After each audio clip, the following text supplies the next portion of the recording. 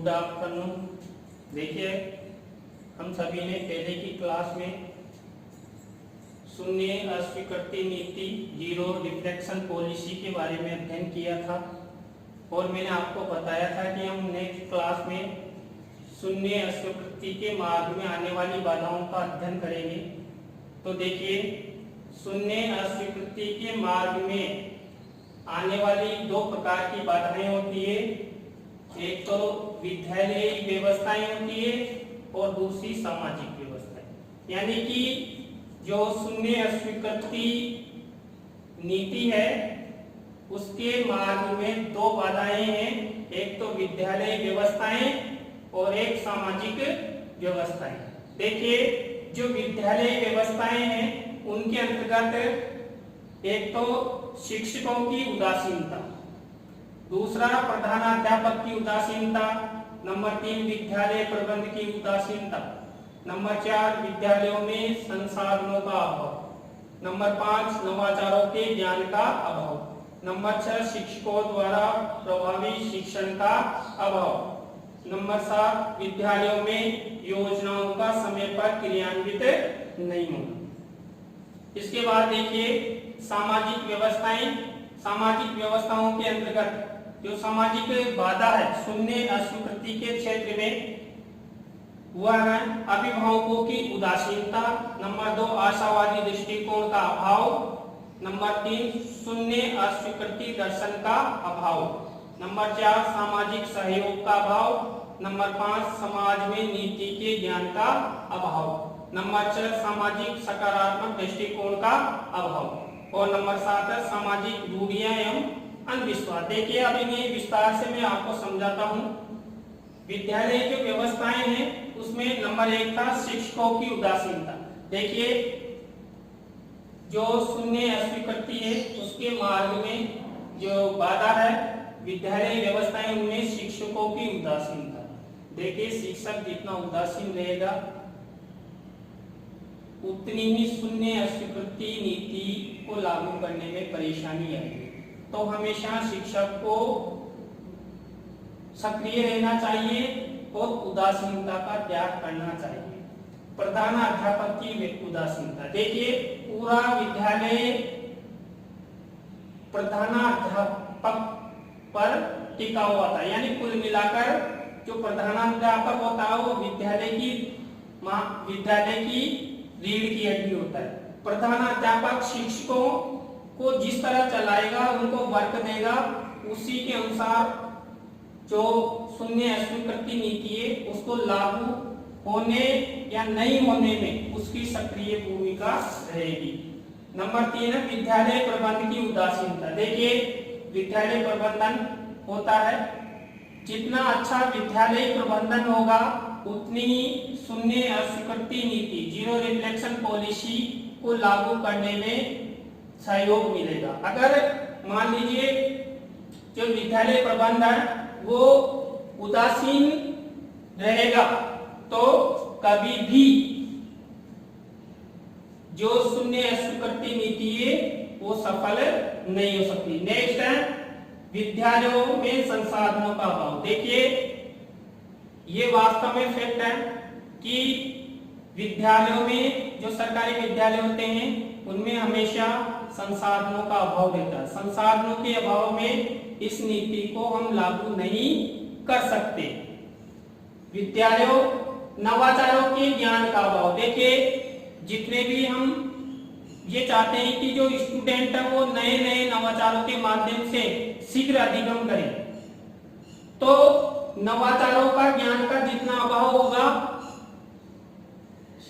उतना ही हम इस नीति को लागू नहीं कर पाएंगे। तो शिक्षकों को हमेशा नए नए नवाचारों का प्रयोग करना चाहिए। शिक्षकों द्वारा प्रभावी शिक्षण का अभाव। देखिए, शिक्षक का जितना शिक्षण प्रभावी होगा उतना ही जो विद्यार्थी होते हैं उनका फायदा होगा, वो आगे बढ़ेंगे, ज्ञान को जल्दी शीघ्र अधिगम करेंगे। तो हमेशा जो शिक्षक होते हैं वो हमेशा प्रभावी शिक्षण करने की कोशिश करें, जिससे क्या होगा कि जो ये पॉलिसी है इसको लागू करने में वो सहयोग मिलेगा। इसके बाद है विद्यालयों में योजनाओं का समय पर क्रियान्वित नहीं होना। देखिए ये हमारे भारत देश में शुरू से ही रहा है कि जो सरकारी योजनाएं होती है वो समय पर विद्यालयों में लागू नहीं हो पाती है। लागू हो जाती है तो संसाधन नहीं आते हैं, संसाधन आ जाते हैं तो शिक्षक नहीं होते हैं, शिक्षक भी कई बार उदासीनता दिखा देता है। तो इस कारण से विद्यालयों में योजनाओं का समय पर क्रियान्वित नहीं होने से भी जो हमारी शून्य अस्वीकृति नीति है, जीरो रिफ्लेक्शन पॉलिसी, उसको लागू करवाने में एक प्रकार से उसके मार्ग में बाधाएं हैं। तो ये 1, 2, 3, 4, 5, 6, 7 ये विद्यालय व्यवस्थाओं से संबंधित शून्य अस्वीकृति के मार्ग में बाधाएं। देखिए आप जानते हैं सामाजिक व्यवस्थाएं, जो सामाजिक व्यवस्था है वो भी शून्य अस्वीकृति नीति, जीरो रिफ्लेक्शन पॉलिसी को लागू करवाने के मार्ग में बाधा है।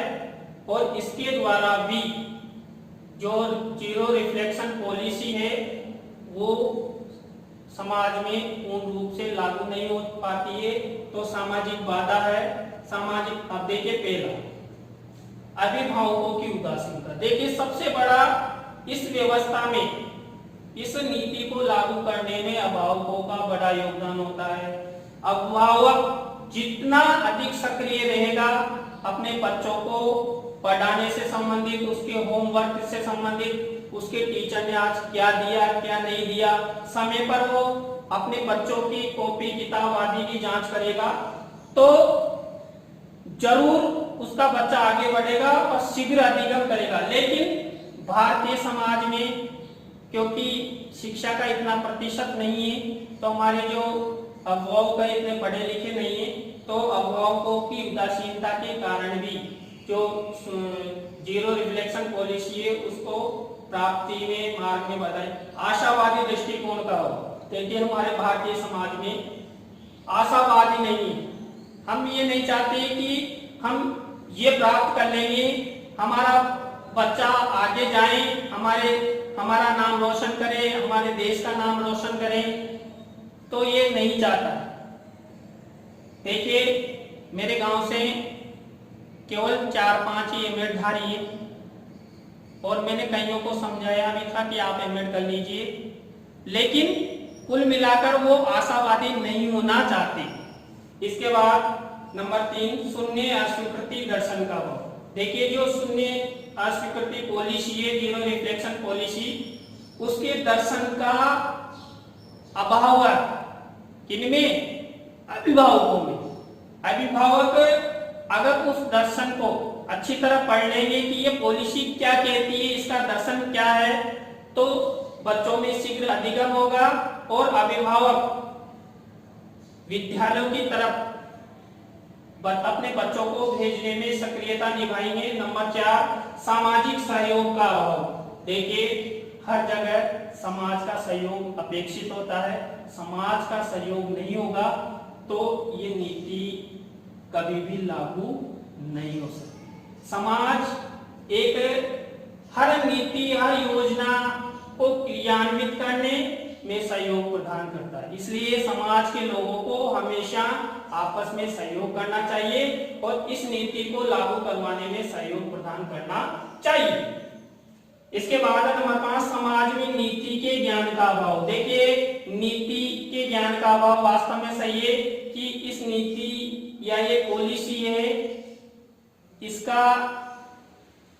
इसकी रूपरेखा क्या है, ये पॉलिसी क्या कहती है, इस पॉलिसी के द्वारा हम अपने बच्चों का विकास किस तरह करवा सकते हैं, किस तरह नहीं करवा सकते। हमें शिक्षक विद्यालय में जाकर शिक्षकों से पूछना चाहिए, विद्यालय प्रबंधन समिति से पूछना चाहिए कि हमारे बच्चों की जो शिक्षा है उसमें आप क्या बदलाव कर रहे हैं, क्या नवाचार कर रहे हैं, क्या होमवर्क दे रहे हैं, लेकिन ये सब ज्ञान का अभाव रहता है। इसके बाद नंबर 6 सामाजिक सकारात्मक दृष्टिकोण का अभाव। देखिए समाज में हमेशा सकारात्मक सोच होनी चाहिए, लेकिन आज हमारे भारतीय समाज में हर जगह नेगेटिव सोच ज्यादा होती है, कोई आगे बढ़ता है तो उसको पीछे खींचने की कोशिश की जाती है। तो हमारे भारतीय समाज के व्यक्तियों को मैं कहना चाहूंगा कि वो हमेशा सकारात्मक दृष्टिकोण अपनाएं, जिससे इस नीति को लागू किया जा सके। इसके बाद है सामाजिक रूढ़ियां एवं अंधविश्वास। देखिए सबसे बड़ा कारण यही है भाई साहब, सबसे बड़ा कारण सामाजिक रूढ़ियां एवं अंधविश्वास है। हमारा भारतीय समाज पुरातन से ही सामाजिक रूढ़ियों एवं अंधविश्वासों से घिरा हुआ है। जितनी हमारे समाज में शिक्षा होगी उतना ही इनको हम खत्म करेंगे, और ये खत्म होगी तो ये पॉलिसी लागू होगी, नहीं तो हम इस पॉलिसी को लागू ही नहीं कर सकते। आप सभी को पता है कि रूढ़ियों अंधविश्वास के कारण ही हमारे देश में शिक्षा का प्रतिशत नहीं बढ़ रहा है। अगर मान लीजिए रूढ़ियों और अंधविश्वास समाज से खत्म हो जाए तो हमारी बहनें भी आगे शिक्षा ग्रहण करें, हमारे भैया भी शिक्षा ग्रहण करें, यानी कि बालक और बालिका की जो शिक्षा में जो अंतर दिखाई देता है वो भी खत्म हो जाएगा। तो देखिए हमने जो हमारी तीसरी नीति थी उसमें हमने शून्य अस्वीकृति नीति, जीरो रिफ्लेक्शन पॉलिसी के बारे में अध्ययन कर लिया है। वो नीति क्या है, उसकी विशेषताएं क्या है, और इस नीति को लागू कराने के मार्ग में क्या क्या बाधाएं हैं। तो आपको ये जो मैंने आज पढ़ाया वो कैसा लगा तो कमेंट्स में जरूर बताएं। Thank you. कल नेक्स्ट क्लास में फिर मिलते हैं। Thank you.